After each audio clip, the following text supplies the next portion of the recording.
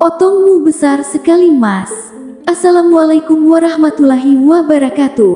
Teteh, kalau istri ada yang bertanya, kalau istri punya gaya hidup glamor atau mewah, apakah suami wajib memenuhi gaya hidup tersebut? Oke ya, ini kan suami yang wajib memberikan nafkah kepada keluarganya, yaitu kepada istrinya dan anak-anaknya. Lalu, bagaimana kalau istri saya hidupnya glamor? Apakah suami wajib menafkahi gaya hidup glamor tersebut? Kak, kewajiban suami itu memberikan nafkah kepada istrinya, iya.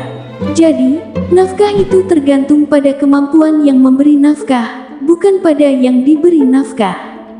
Sejauh mana kemampuan suami, ya segitu saja yang diberikan. Kalau suaminya mampu, ya silakan, tapi kalau tidak ada kewajiban untuk memenuhi kebutuhan glamor yang berlebihan dari istri. Suami tidak wajib menafkahi kemewahan istrinya. Apakah suami berdosa kalau tidak memenuhi kebutuhan istri yang berlebihan? Tidak berdosa. Bahkan meskipun suaminya mampu, dia tidak wajib untuk menafkahi istri dalam hal yang glamor tersebut. Jika suaminya mau, ya silakan, tetapi tidak ada kewajiban. Yang wajib itu nafkah standar sesuai dengan kelas istri, bukan yang berlebihan. Ini adalah kaul pendapat yang mutamat diakui. Nafkah istri itu dikira-kirakan sesuai dengan kemampuan suami, bukan sesuai dengan gaya hidup istri yang berlebihan. Tapi, kalau suami punya rezeki dan istrinya ingin beli baju seharga 1 juta atau ingin perawatan di dokter kecantikan yang berjuta-juta, kalau suaminya ridho, ya tidak masalah. Semua itu tergantung pada kemampuan suami. Memangnya semua nafsu itu buruk? Ya. Sehingga dikatakan kita tidak boleh mengikuti nafsu. Tidak juga, Kak. Tidak semua nafsu itu buruk. Nafsu itu terbagi menjadi beberapa jenis. Yang pertama ada nafsu amarah. Nafsu amarah ini adalah nafsu yang selalu mendorong kita pada keburukan. Meskipun nafsu ini kadang mendorong pada kebaikan, ujung-ujungnya tetap kembali pada keburukan.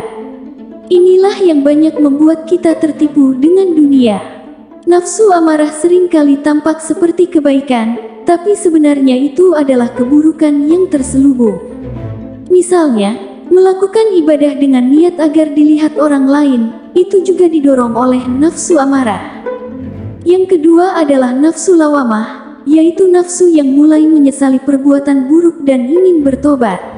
Nafsu ini menekan diri untuk mengikuti syariat, bukan mengikuti hawa nafsu. Yang ketiga ada nafsu mulhamah, di mana seseorang mulai mendapatkan ilham dari Allah untuk melakukan kebaikan dan menjauhi keburukan. Orang yang memiliki nafsu mulhamah ini sudah mulai sadar akan penyakit-penyakit hati seperti pamer, takabur, dan lain sebagainya. Selanjutnya ada nafsu mutmainah, yaitu nafsu yang sudah mencapai kedamaian dan ketenangan. Ini adalah tingkatan yang sangat tinggi, biasanya dimiliki oleh orang-orang saleh, para wali Allah, dan para nabi. Jadi, tidak semua nafsu itu buruk, Kak.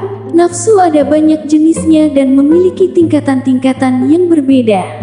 Teteh, ada yang bilang zikir pakai tasbih itu bidah, benar enggak? Menurut Teteh, itu tidak benar. Zikir dengan tasbih tidak bidah.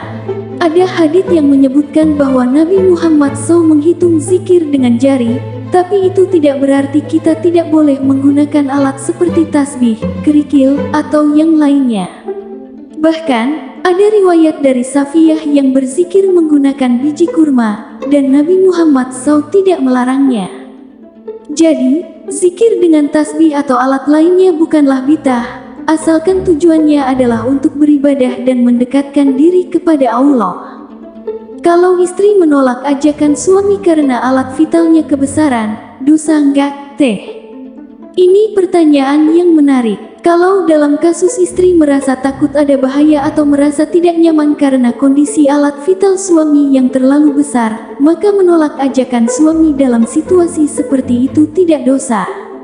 Namun, jika sebelumnya sudah ada hubungan suami istri yang normal dan kemudian tiba-tiba istri menolak tanpa alasan yang jelas, barulah bisa disebut nusyuz.